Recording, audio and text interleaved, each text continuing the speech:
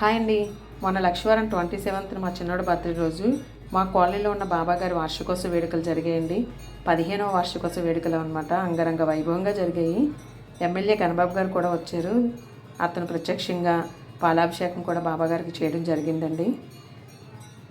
ఉదయం కాకడారతి మొదలు రాత్రి సేజారతి వరకు కూడా చాలా బాగా జరిగిందండి. అంతా కలస పూజ చేశారు. బాబాగారి పూజలు, అష్టోత్తర పూజలు, అభిషేకాలు, పంచామృత అభిషేకాలు, పండ్ల రసాలతో అభిషేకాలు అవన్నీ కూడా చాలా చక్కగా జరిపించారండి. మా కమిటీ సభ్యులు అందరూ కూడా, భక్తులు కూడా 2000 మంది భక్తులు కూడా చాలా ఎక్కువ మంది వచ్చారండి. ఇదిగోండి కాకడారతి అనమాట. 5:50 నుంచి ఎర్లీ మార్నింగ్ 5:50 నుంచి స్టార్ట్ అయిందనమాట. కాకడారతికి మేము అందరం కూడా వెళ్ళాం. ఎప్పుడు వెళ్తూ ఉంటామండి. కాకడారతి నా ఫేవరెట్ అండి. ఎప్పుడైనా షిరిడి వెళ్తే కాకడారతి బుక్ చేసుకొని మేమందరం మా సాయిరాములు అందరం వెళ్ళేవాళ్ళం అనమాట. చాలా బాగుంటుందండి. అసలు ఎప్పుడైనా షిరిడి వెళ్ళేటప్పుడు ఏదో ఒక ఆరతి బుక్ చేసుకుని వెళ్తే చాలా చక్కగా ఉంటుంది అనమాట. అలాగే మేము ఎప్పుడు కూడా కాకడారతే బుక్ చేసుకునే వాళ్ళం. అంత బాగుంటుందండి కాకడారతి. అన్ని ఆరతులు కూడా బాగుంటాయి. కాకడారతి ఎర్లీ మార్నింగ్ కదా, అందుకని అది బుక్ చేసుకుని వెళ్ళేవాళ్ళం అనమాట.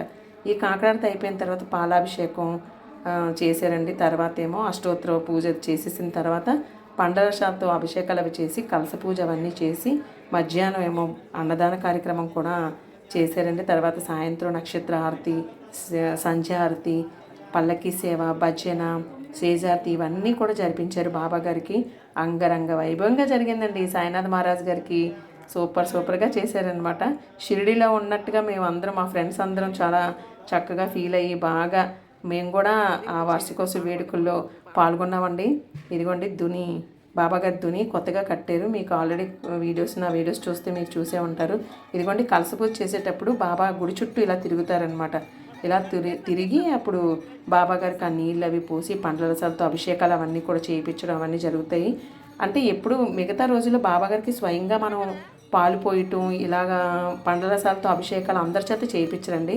ఉత్సవ విగ్రహం ఉంటుంది కదా, చిన్న బాబా విగ్రహం, దాని మీదే పోయిస్తారనమాట. కానీ ఇలా ప్రత్యేక దినాల్లో, ఇలా వార్షికోత్సవం రోజు, గురు పౌర్ణమి రోజు మన స్వహస్తాలతో మనమే పాలాభిషేకాలు, ఇలాగ పండ్ల రసాలతో అభిషేకాలు మన చేత, అంటే భక్తులందరి చేత కూడా ఈ గుడిలో చేయించడం జరుగుతుంది. అలా చేశారండి. అలా భక్తులు చాలా ఎక్కువ మంది వచ్చారు.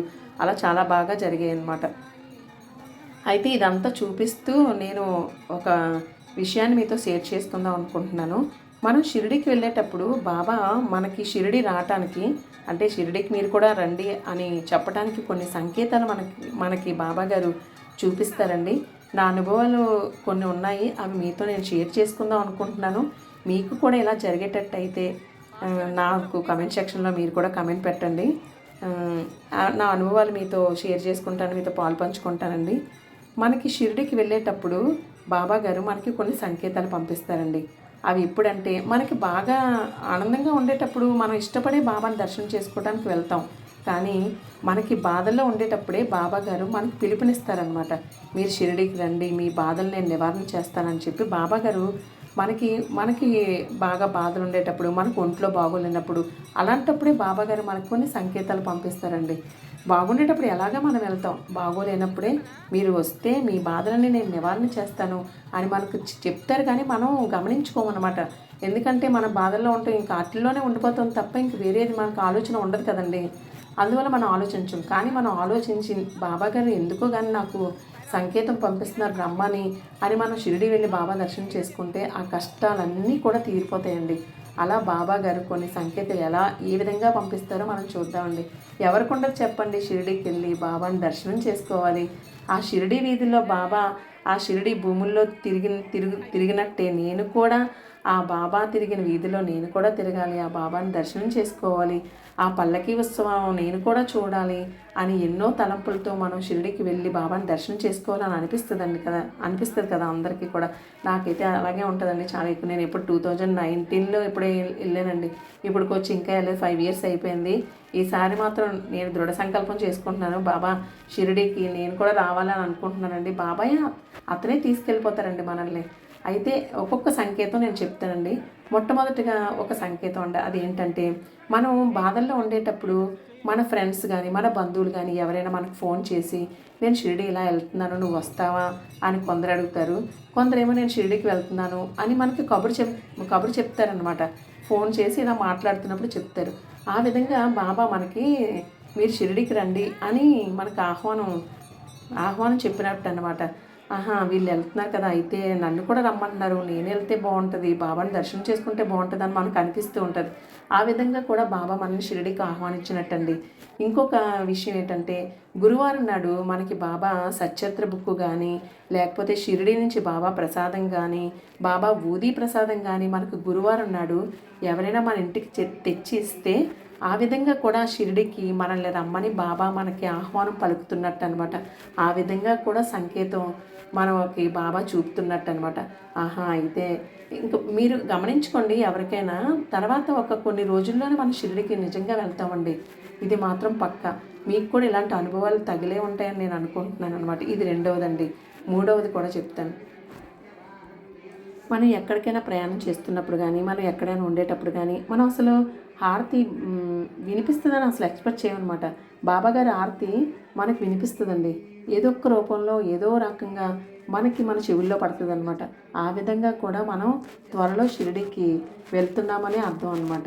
ఇవన్నీ నిజంగా జరుగుతాయండి. అలాగే కళలోని చిన్న బాలుడు రూపంలో కానీ, అలాగే సాధువు రూపంలో కానీ, పకీర్ రూపంలో కానీ, లేకపోతే చెట్టు కింద ఒక మనిషి కూర్చున్నట్టు కానీ, అలాగే గుడిలో బాబాకి ఆర్తిస్తున్నట్టు కానీ, అలాగే ఒకరు మనల్ని తీసుకెళ్తున్నట్టు, ఒక వ్యక్తి వచ్చి మనల్ని వైట్ డ్రెస్ వేసుకొని ఒక వ్యక్తి వచ్చి మనల్ని తీసుకెళ్తున్నట్టు కానీ అనిపిస్తే కంపల్సరిగా షిరిడీకి వెళ్ళి మనం బాబా దర్శనం చేసుకుంటామండి.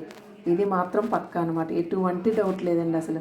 అలాగే మనం పూజ గదిలో ఉండి మనం పూజ చేసుకుంటూ బాబా గారిని, బాబా నాకు షిరిడీకి రావాలని ఉంది బాబా, నీ దర్శనం చేసుకోవాలి బాబా అని మనం దృఢ సంకల్పంగానే చేసుకుంటే మనకి బాబా నిజంగా సంకేతం పంపుతారు. అది ఏంటనుకుంటున్నారు, పువ్వు వచ్చి పడుతుంది చూసారా, ఆ పువ్వు పడితే మనకి శుభం జరుగుతున్నట్టు మనం భావిస్తాం చూసారా. అలాగే బాబా గారు మనకి షిరిడీకి పంపుతున్నారని మనకి ఒక సంకేతం అనమాట. ఆ విధంగా కూడా ఒక పువ్వు వచ్చి పడింది అనుకోండి, బాబా నిజంగానే మనకి షిరిడి బాబా దర్శనమిస్తున్నట్టుగా మనం భావించుకోవాలి. అది జరుగుతుంది కూడా, పక్కా జరుగుతుందండి. ఈ విధంగా నాకు ఈ సంకేతాలు కనిపించాయి. మీకు కూడా ఏవైనా ఏ రకమైన సంకేతాలు మీకు కనిపించినప్పుడు, మీకు బాబా షిరిడి దర్శనం దొరికితే కనుక నా కమెంట్ సెక్షన్లో కమెంట్ చేయండి ఫ్రెండ్స్. అలాగే బాబా ఇంకొక విషయం కూడా చెప్పారండి. సచ్చరిత్ర బుక్లోనే మనకి ఇది చెప్పడం జరిగింది. బాబా ఎప్పుడు కూడా షిరిడి వచ్చినప్పుడు మీరు ఎప్పుడు అప్పు చేసి మాత్రం రావద్దు అని చెప్తారు. అప్పు చేయకుండా షిరిడీలో బాబా దర్శనం చేసుకోవటానికి బాబాయే అన్నీ సిద్ధం చేసి, డబ్బు రూపేణ టికెట్, ట్రైన్ టికెట్ ఇవన్నీ దొరికేలా బాబా గారు అన్నీ సిద్ధం చేసి షిరిడీకి మనం రప్పించేలాగా అతనే లాక్కొని వెళ్ళి బాబాగారి దర్శనం చేస్తారండి. నిజంగా మనం షిరిడీకి వెళ్ళాలన్నా, లేకపోతే తిరుపతిలో వెంకటేశ్వర స్వామి దర్శనం చేసుకోవాలన్నా, అమ్మవారిని దర్శనం చేసుకోవాలన్నా, ఎక్కడికి వెళ్ళినా ఆ స్వామివారు కానీ లేదా అమ్మవారు కానీ వారి అనుమతి ఉంటేనేనండి మనం దర్శనం చేసుకోగలుగుతాం. ఇది మాత్రం కరెక్ట్ కదా, అందరికీ తెలిసిన విషయమే కదండి. మనకి వెంకటేశ్వర స్వామి గారి అక్కడికి తిరుపతి వెళ్దాం అనుకుంటే అతను అనుమతి ఉంటేనే మనం వెళ్తాం, దర్శనం చేసుకుంటాం. అలాగే షిరిడీకి కూడా బాబా గారి అనుమతి ఉంటేనే అతను మనల్ని రప్పించేలాగా అయితేనే మనం అక్కడికి వెళ్ళి దర్శనం చేసుకోవడం జరుగుతుంది అనమాట. ఇలాగండి ఇవన్నమాట నాకు తెలిసిన సంకేతాలు, నా అనుభవంలో జరిగినవి మీకు చెప్పాను. మీకు కూడా ఇలాంటి అనుభవాలు ఏమైనా ఉంటే నాకు చెప్పండి. ఇలా ఆ రోజు హోమం పూజ కూడా చక్కగా చేశారండి. ఇదిగోండి భోజనాలు. క్లైమేట్ కూడా ఆ రోజు అసలు క్లౌడీ క్లైమేట్ అనమాట. మార్నింగ్ వర్షం పడింది, కానీ భోజనం టైం వరకు అస్సలు వర్షమే పడలేదండి. బాబాగారే అదంతా వాతావరణం అంతా సానుకూలంగా చేసుకున్నారు. ఈ విధంగా జరిగిందండి. ఉదయం నుంచి మధ్యాహ్నం వరకు కూడా, సాయంత్రం నుంచి రాత్రి వరకు పార్ట్ 2 ఉందండి, అది కూడా చూడండి. అదంతా చూపిస్తూ మళ్ళీ బాబాగారి కథలు ఏవైనా నాకు తెలిసినవి మీతో షేర్ చేసుకుంటానండి. మన మనసులో ఉన్న భావాలే, నాలాగే చాలామంది 90% వాళ్ళ మనసులో ఉన్న భావాలు చెప్పుకోలేక ఉంటాం అనమాట. అలాంటివి నేను కొన్ని మీతో షేర్ చేసుకుంటూ ఉంటాను. మీకు కూడా అనిపిస్తుంది ఒక్కోసారి. చూడండి, ఈ సంకేతాలని నేను చెప్పాను కదా, నిజమే కదా, నాకు కూడా ఇలా జరిగింది కదా అని అనిపిస్తుంది. అంటే మన మనసులో ఉంటుంది, మనం చెప్పుకో, వేరే ఎవరైనా చెప్తే నిజమే కదా, అది కరెక్టే కదా అనిపిస్తుంది కదా.